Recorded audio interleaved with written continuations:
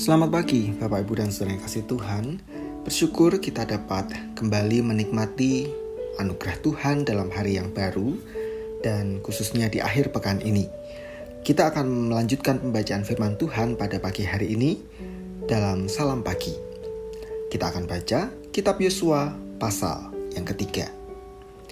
Yosua bangun pagi-pagi, lalu ia dan semua orang Israel berangkat dari Sitim, dan sampailah mereka ke sungai Yordan. Maka bermalamlah mereka di sana sebelum menyeberang.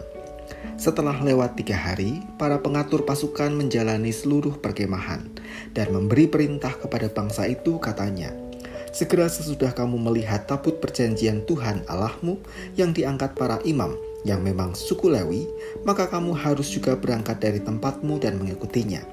Hanya antara kamu dan tabut itu harus ada jarak kira-kira 2000 hasta panjangnya. Janganlah mendekatinya. Maksudnya supaya kamu mengetahui jalan yang harus kamu tempuh, sebab jalan itu belum pernah kamu lalui dahulu." Berkatalah Yosua kepada bangsa itu, "Kuduskanlah dirimu, sebab besok Tuhan akan melakukan perbuatan yang ajaib di antara kamu." Dan kepada para imam itu Yosua berkata demikian, "Angkatlah tabut perjanjian dan menyeberanglah di depan bangsa itu." Maka mereka mengangkat tabut perjanjian dan berjalan di depan bangsa itu. Dan Tuhan berfirman kepada Yosua, "Pada hari inilah aku mulai membesarkan namamu di mata seluruh orang Israel, supaya mereka tahu bahwa seperti dahulu aku menyertai Musa, demikianlah aku akan menyertai engkau. Maka kau perintahkanlah kepada para imam pengangkat tabut perjanjian itu demikian. Setelah kamu sampai ke tepi air sungai Yordan, haruslah kamu tetap berdiri di sungai Yordan itu." Lalu berkatalah Yosua kepada orang Israel, "Datanglah dekat dan dengarkanlah firman Tuhan Allahmu." Lagi kata Yosua, "Dari hal inilah akan kamu ketahui bahwa Allah yang hidup ada di tengah-tengah kamu, dan bahwa sungguh-sungguh akan dihalaunya orang Kanaan, orang Het, orang Hewi, orang Feris, orang Girgasi, orang Amori, dan orang Yebus itu dari depan kamu. Sesungguhnya tabut perjanjian Tuhan semesta bumi berjalan menyeberang di depan kamu, masuk ke sungai Yordan. Maka sekarang pilihlah 12 orang dari suku-suku Israel, seorang dari tiap-tiap suku. Segera sesudah kaki para imam pengangkat tabut Tuhan, Tuhan semesta bumi, berhenti di dalam air sungai Yordan, maka air sungai Yordan itu akan terputus. Air yang turun dari hulu akan berhenti mengalir menjadi bendungan." Ketika bangsa itu berangkat dari tempat perkemahan mereka untuk menyeberangi sungai Yordan, para imam pengangkat tabut perjanjian itu berjalan di depan bangsa itu. Segera sesudah para pengangkat tabut itu sampai ke sungai Yordan, dan para imam pengangkat tabut itu mencelupkan kakinya ke dalam air di tepi sungai itu, sungai Yordan itu sebak sampai meluap sepanjang tepinya selama musim menuai. Maka berhentilah air itu mengalir. Air yang turun dari hulu melonjak menjadi bendungan, jauh sekali di dekat Adam, kota yang terletak di sebelah Sartan. Sedang air yang turun ke laut Araba itu, yakni laut asin, terputus sama sekali. Lalu menyeberanglah bangsa itu di tentangan Yeriko. Tetapi para imam pengangkat tabut perjanjian Tuhan itu tetap berdiri di tanah yang kering di tengah-tengah sungai Yordan. Sedang seluruh bangsa Israel menyeberang di tanah yang kering, sampai seluruh bangsa itu selesai menyeberangi sungai Yordan. Tuhan membuka jalan bagi umatnya.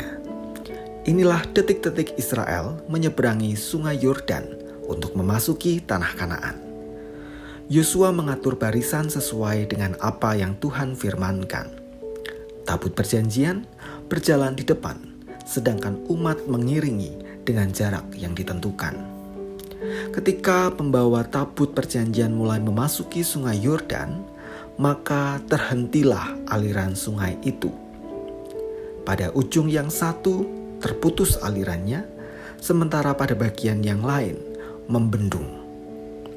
Peristiwa ini mirip dengan peristiwa Israel menyeberangi Laut Teberau, ketika laut terbelah menjadi 2. Kita melihat bahwa Tuhan yang membuka jalan untuk dilalui Israel yang menjadi umat penerima janjinya.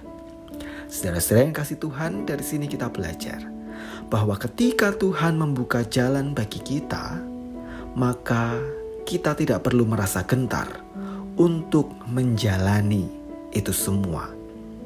Berjalan dalam pimpinan dan pengiringan Tuhan. Kadang kita memohon kepada Tuhan untuk membuka jalan bagi kita saat kita bergumul. Namun seringkali ketika jalan itu telah terbuka, justru kita mengurung diri dengan alasan takut, ragu, atau ciut hati. Padahal di jalan yang Tuhan buka itu masih ada kehadiran Tuhan yang mengiringi. Maka dengan demikian, mengapa kita harus ragu? Jika Tuhan membuka jalan, maka jalanilah dengan iman. Mari kita berdoa. Terima kasih Tuhan karena Engkau adalah Allah yang merencanakan kehidupan kami dan Allah yang membuka jalan bagi kami ketika kami menghadapi berbagai pergumulan. Oleh karena itu ya Tuhan, ajar kami untuk dengan iman menjalani jalan yang sudah Tuhan buka itu. Kami yakin ketika kami memasuki jalan Tuhan yang Tuhan persiapkan bagi kami, sesungguhnya Tuhan menyertai, Tuhan mengiringi langkah kami, Tuhan bersama-sama kami. Kami menyerahkan akhir pekan kami ya Tuhan dalam segala aktivitas, pekerjaan, bahkan pelayanan kami. Mohon Tuhan memberkati. Di dalam nama Tuhan kami Yesus Kristus, kami berdoa. Amin.